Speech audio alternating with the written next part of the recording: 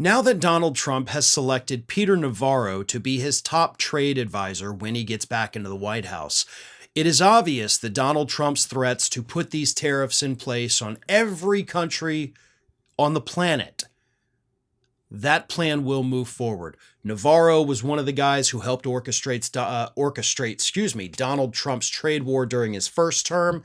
He went out there and defended these tariffs across conservative media. So with Navarro in place, who, by the way, doesn't have to be confirmed by the Senate, the trade war is on. And one of the industries that is going to be hit the hardest, and they know it, they're issuing warnings about it right now, is the auto industry. Now, I've already talked about the fact that we have had major retailers warning people that the prices of everything are about to go up. Those retailers have already had their quarterly calls where they've discussed how they're going to raise prices on consumers. So this is happening. And the auto industry is already panicking because they fear annihilation. The biggest threat, of course, is Donald Trump's recent threat to impose a 25% tariff on all goods coming from Mexico and Canada. Now, here's the thing about that, folks. Over 50% of the automobiles and auto parts that are imported into this country, over 50% come from Mexico and Canada. That means virtually everything, at least half, is going to have 25% added onto the final price. The other, less than half, I think it's 47%, they'll only have the 10%, right?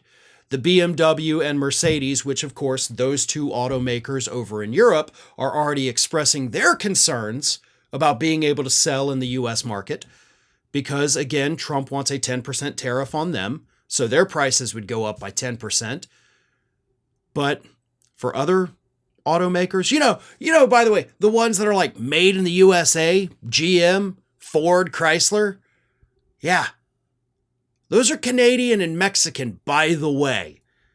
Now, they're made in the USA, sure, but I think made in the USA is a bit of a misnomer. The truth is they're assembled, some of them, in the USA. They still do some assembly in Canada and Mexico and then bring them back to the US. But the assembly here in the USA, which of course is a massive industry, has to bring in those parts from somewhere, right? The final product may have been put together in the United States, but all the pieces for that engine, those are coming from Mexico and Canada. The pieces for the interior coming from Mexico and Canada. So yeah, it was made in the USA with parts that we had to bring in. So economists are predicting that the average cost of vehicles in the United States will rise by at least $3,000, which may not seem like a lot to you. Maybe it does. But for lower income Americans, an extra $3,000 on a vehicle can easily push these already overpriced items out of range, which of course means they're going to have to rely on older vehicles. But hey, don't worry, right? I mean, you can just buy the parts for it and fix it up yourself. Oops, totally forgot those auto parts that you're buying at AutoZone or O'Reilly's or wherever, also coming with an additional 25% price increase at least. So even maintaining their older vehicles, even if they do the work themselves, buying the parts to do it is going to become out of reach. The auto industry, I do believe, is going to be the hardest hit here in the United States. We will see jobs lost. We will see families go into massive amounts of debt that they eventually won't be able to pay off because they had no choice other than to buy a new vehicle to be able to get to their job. This is going to be a disaster.